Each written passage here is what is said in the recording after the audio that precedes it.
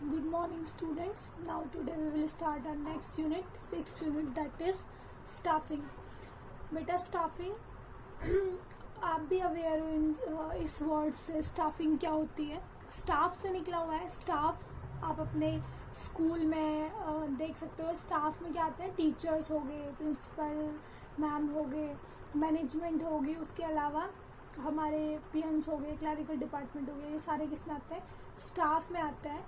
तो स्टाफिंग का जो कंसेप्ट है वो बेटा आपका मैनेजमेंट का तीसरा फंक्शन है. हमने दो फंक्शन पहले कर लिए, प्लानिंग एंड ऑर्गेनाइजिंग.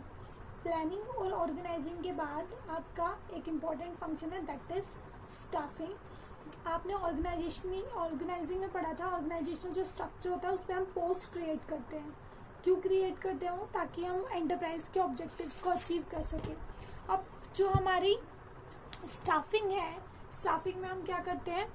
उन पोस्ट को अलाइव करते हैं, पोस्ट को जिंदा करते हैं. जिंदा तब होंगे जब उसमें क्या होगा? एक एक्टिव मीन्स होगा. पोस्ट अब तक क्या है? पैसिव मीन्स है, वो जी नहीं रही है. बट जो हमारा ह्यूमन बीइंग होता है वो क्या होता है? एक्टिव मीन्स होता है. तो अब आप क्या करोगे? उन पोस्ट को फिल करोगे विथ कॉम्पिटेंट इंडिविजुअल्स. तो अगर हम वो पोस्ट हमने क्रिएट कर दी बट उसमें हमने अपॉइंट नहीं किया किसी बंदे को. पोस्ट क्रिएट कर रखी है मैंने कि कॉमर्स का हमें एक टीचर चाहिए, बट वहाँ पे पर्सन ही नहीं आएगा, तो वो क्या है? पोस्ट क्रिएट करना मीनिंगलेस है, उसका कोई यूज नहीं है. तो ये जो फंक्शन है आपका मैनेजमेंट का, ये जो और अदर फंक्शंस हैं जो आपने पढ़े, प्लानिंग और ऑर्गेनाइजिंग, उससे ज़्यादा इम्पॉर्टेंट है. प्लानिंग और ऑर्गेनाइजिंग में अगर कोई मिस्टेक होगी तो वो उतनी हार्मफुल नहीं होगी जितनी कि स्टाफिंग में अगर कोई गड़बड़ होगी, कोई मिस्टेक होगी, वो हार्मफुल हो जाएगी. क्यों हार्मफुल होगी? क्योंकि एक पर्सन, एक individual, that is human being. Human being क्या है? आपका सोच समझने की शक्ति है उसके अंदर, सारी चीज़ें उसी के आसपास चलती हैं. तो वो अगर एक आपने रॉन्ग अपॉइंटमेंट कर ली, वो पूरे के पूरे फर्म के एटमॉस्फेयर को, पूरे एंटरप्राइज के एटमॉस्फेयर को क्या कर देगा? खराब कर देगा.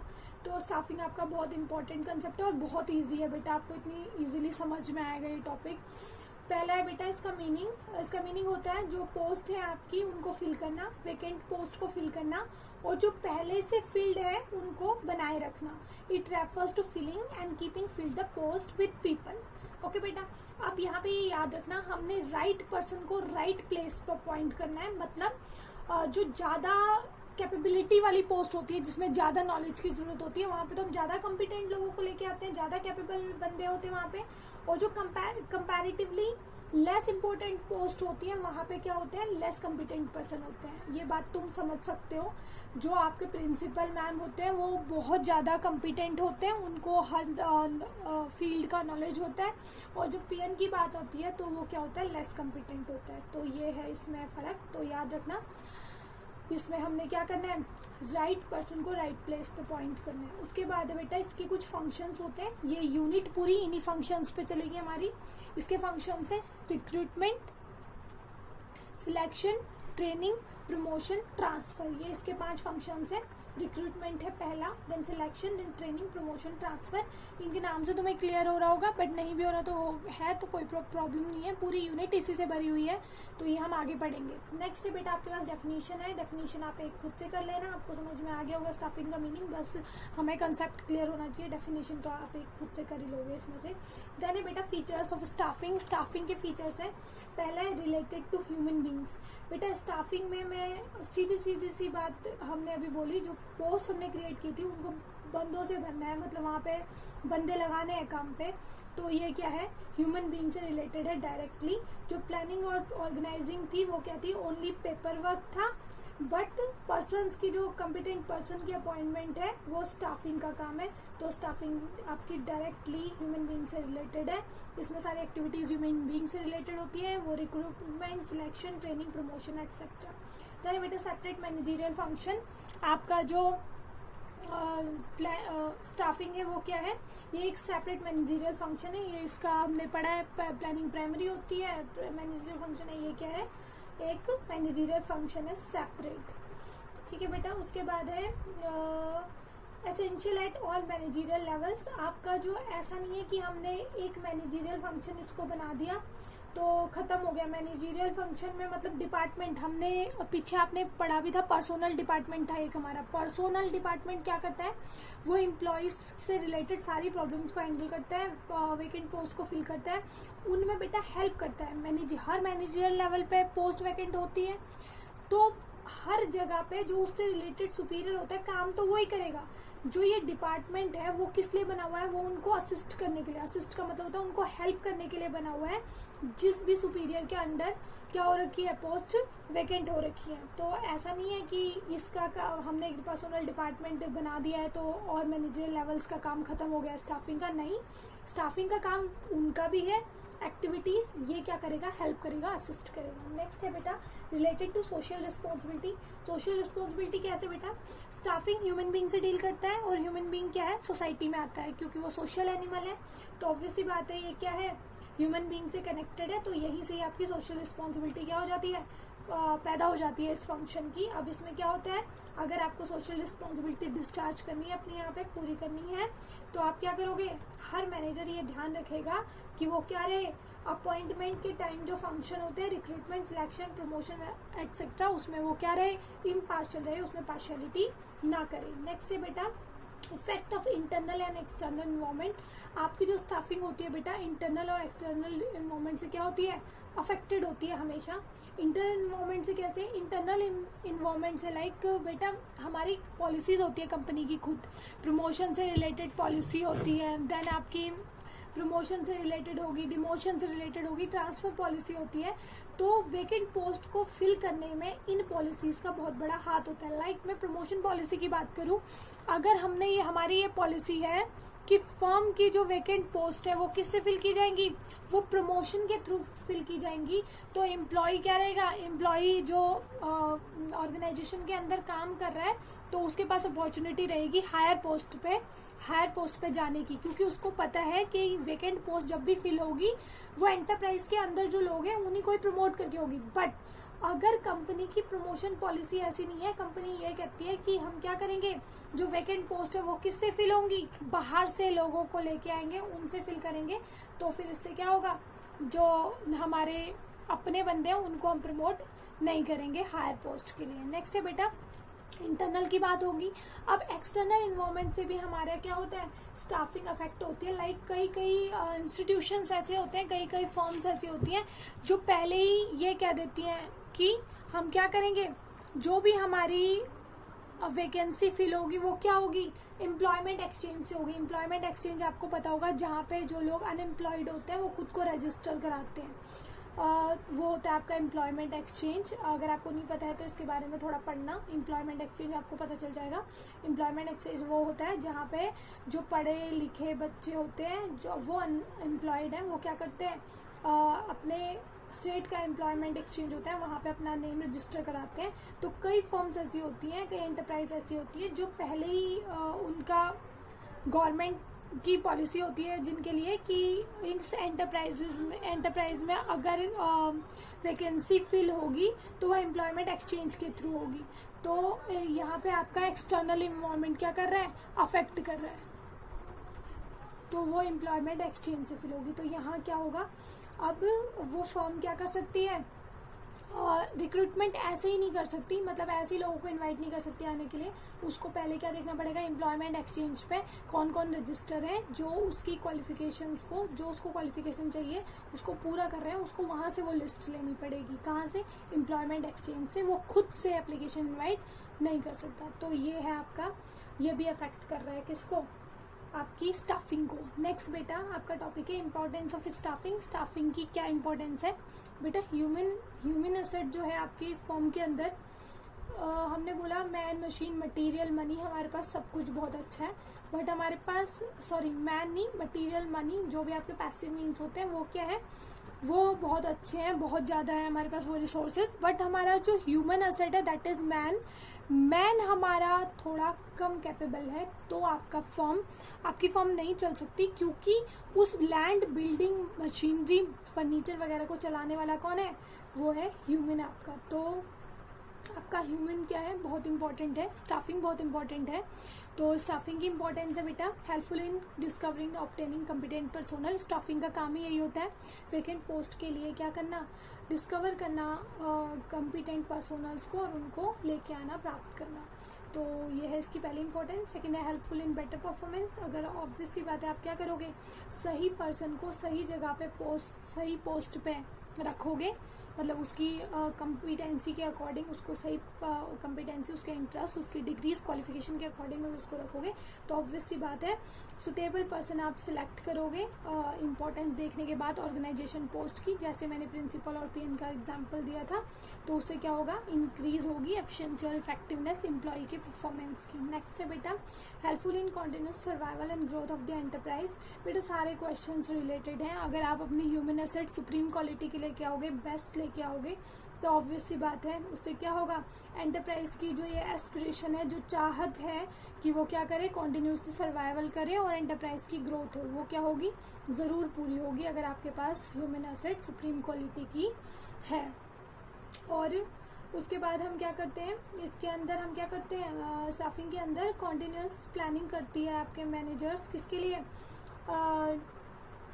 प्लानिंग की जाती है डेवलपमेंट करने के लिए मैनेजर्स की भी, और भी जितना हमारे पास ह्यूमन एसेट है उसकी भी हम क्या करते हैं, उसके लिए भी प्लानिंग करते हैं। इससे क्या होता है, ऑब्वियसली बात है, अब जो आपकी एम्प्लॉयज़ हैं वो अच्छे से काम करेंगे, उनकी अच्छे से ट्रेनिंग हो रही है, प्रमोट हो रहे हैं, सेटिस्फाई हैं, तो ऑब्वियसली बात है आपकी फर्म लॉन्ग सर्वाइवल करेगी और उसकी ग्रोथ होती रहेगी। नेक्स्ट है बेटा helpful in optimum utilization of human resources. Human की बात कर रहे हैं यहाँ पे, क्योंकि स्टाफिंग है बेटा। सारी एक्टिविटीज़ ह्यूमन रिसोर्सेज की क्या होती है, सिस्टमेटिकली परफॉर्म होती है। जितनी भी एक्टिविटीज़ होती हैं ह्यूमन से रिलेटेड, वो सिस्टमेटिकली परफॉर्म होती है, जिससे क्या होता है, ओवरमैनिंग की सिचुएशन क्या होती है, अराइज नहीं होती। ओवरमैनिंग होती है आवश्यकता से अधिक, ज़रूरत से ज़्यादा। तो ज़रूरत से ज़्यादा जो हम रख देते हैं, मतलब सारे आप यहाँ पे मैं ये कहने की कोशिश कर रही हूँ, मतलब बंदे एक्स्ट्रा नहीं रखते हम फॉर्म के अंदर, हमने पहले से सब कुछ मैनेज कर रखा है, प्लान कर रखा है, तो उससे क्या होता है, ज़रूरत से ज़्यादा जो हमारा ह्यूमन रिसोर्स है वो हम नहीं रखते। इससे ऑप्टिमम यूटिलाइजेशन होता है एम्प्लॉय का।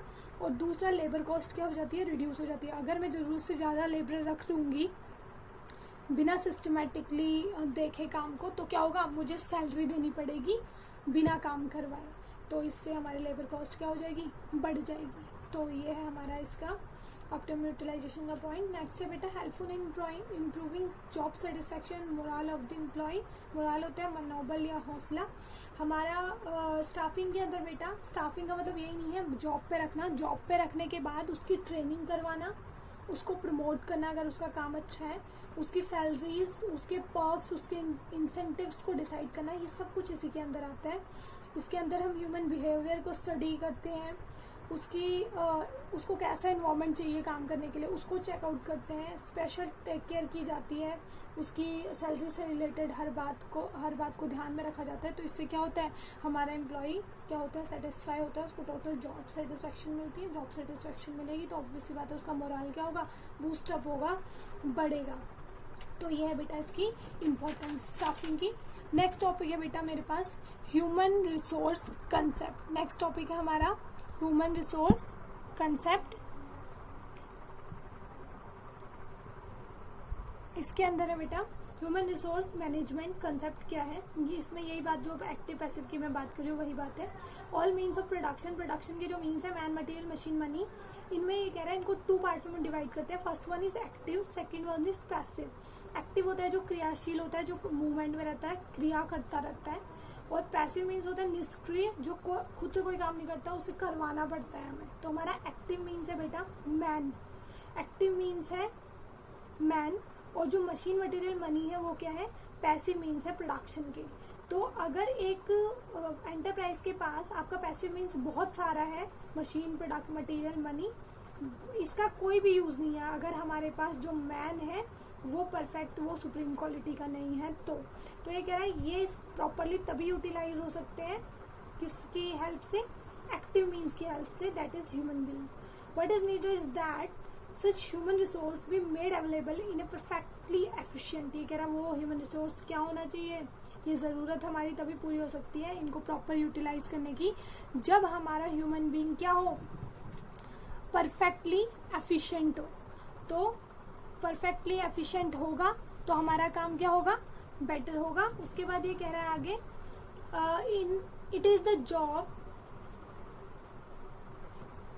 The job of human resource management to make efficient human resource available. ये कह रहा है ह्यूमन रिसोर्स मैनेजमेंट का क्या काम है कि एफिशिएंट ह्यूमन रिसोर्स अवेलेबल कराए फर्म को, और इस टास्क को फुलफिल करने के लिए फर्म्स के अंदर ह्यूमन रिसोर्स डिपार्टमेंट बनाया जाता है बड़ी बड़ी फर्म्स में, और इस डिपार्टमेंट का जो हेड होता है जो उसको सुपरवाइज करता है उसको हम बोलते हैं ह्यूमन रिसोर्स मैनेजर। तो ये है आपका ह्यूमन रिसोर्स मैनेजमेंट का concept. Now human resource management क्या होता है, इसका मीनिंग है, it is refers to that part of management process which develops and manage the human element of the enterprise. इसके नाम से पता चला बेटा, human resource management. Human resource क्या है आपके पास, यहाँ रिसोर्स है बेटा ह्यूमन, उसको मैनेज करना, ह्यूमन रिसोर्स को मैनेज करना, उसको डेवलप करना। मैंने बोला ट्रेनिंग भी होती है, ट्रेनिंग मिलेगी तो वो क्या होगा, डेवलप होगा। तो यहाँ पे क्या होता है, इसका काम है आपके ह्यूमन रिसोर्स मैनेजमेंट का। एक ऐसी ब्रांच है मैनेजमेंट की जो किससे कंसर्न्ड है, किससे कनेक्टेड है, रिक्रूटमेंट से, सिलेक्शन से, डेवलपमेंट से एंड ऑप्टिमम यूज से एम्प्लॉयज का। ह्यूमन रिसोर्स मैनेजमेंट ये इंश्योर करता है कि हर एम्प्लॉय क्या कर रहा है, मैक्सिमम कंट्रीब्यूशन कर रहा है, किसमें, बिजनेस के गोल को अचीव करने में उसका मैक्सिमम कंट्रीब्यूशन है। इस बात को वो क्या करता है, इंश्योर करता है आपका ह्यूमन रिसोर्स मैनेजर। नेक्स्ट है बेटा, डेफिनेशन आप इसकी कर लेना। उसके बाद है इवोल्यूशन। इसका इवोल्यूशन मतलब कैसे कैसे चेंज आए, स्टेजेस। इवोल्यूशन बेटा क्या होता है कि कैसे कैसे चेंजेस आए हमारे ह्यूमन रिसोर्स के कंसेप्ट में। पहले क्या था, उसके बाद क्या हुआ, उसके बाद क्या हुआ। डेवलपमेंट होती है जो हमारी year by time to time development होती है ना, हर चीज़ में, हर चीज़ डेवलप होती है अपनी किसी चीज़ को भी ले लो आप, हर चीज़ क्या होती है, डेवलप होते रहती है टाइम के साथ साथ। वही यहाँ पे भी है कि ह्यूमन रिसोर्स कैसे हुआ, कब डेवलप हुआ, वो आप यहाँ पे पढ़ोगे। देखो बेटा, ह्यूमन रिसोर्स मैनेजर के रोल को इसने बता रखा है, 3 स्टेजेस में डिवाइड कर रखा है। पहला स्टेज है बेटा लेबर वेलफेयर स्टेज। पहले क्या हुआ करता था, बिजनेस स्मॉल स्केल हुआ करते थे, बिजनेस छोटे होते थे। उसके बाद कह रहा है वो कौन सा ईरा था, वो ट्रेड यूनियंस का ईरा था, जब ट्रेड यूनियंस बना करती थी। आगे ये कह रहा है इसका इफेक्ट क्या हुआ था कि एक पर्सन की नीड अराइज हुई थी जो कैसे काम करे, एम्प्लॉयर और एम्प्लॉय के बीच मीडिएटर का काम करें। बेटा एम्प्लॉयर होता है जो ऑनर होता है बिजनेस का, एम्प्लॉय होता है जो काम करते हैं। एम्प्लॉयर एम्प्लॉय पहले भी बता रखा तुम्हें मैंने। एम्प्लॉयर अगर हम अपने यहाँ पे एग्जांपल लें, एम्प्लॉयर है डायरेक्टर सर और एम्प्लॉय है टीचर्स और पीएन्स वगैरह, ठीक है बेटा।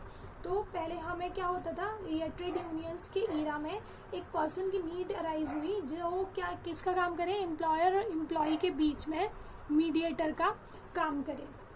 तो हमने तब एक लेबर वेलफेयर ऑफिसर क्या किया था, अपॉइंट किया था। उसका रोल क्या था, उसका रोल लिमिटेड था।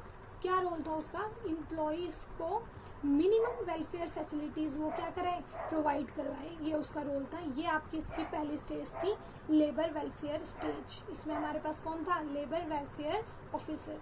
नेक्स्ट बेटा, इसका नाम हमने चेंज किया, इसका नाम चेंज करके हमने इसको क्या कर दिया, पर्सोनल मैनेजमेंट स्टेज, एम्प्लॉयज को मैनेज करने की स्टेज। अब ये कह रहा है जैसे जैसे बिजनेस का एक्सपेंशन हुआ, फैक्ट्री सिस्टम आया, अराइज हुआ। फैक्ट्री सिस्टम के अंदर क्या होता था, बहुत सारे लोग एक साथ एम्प्लॉयमेंट करते थे एक छत के नीचे।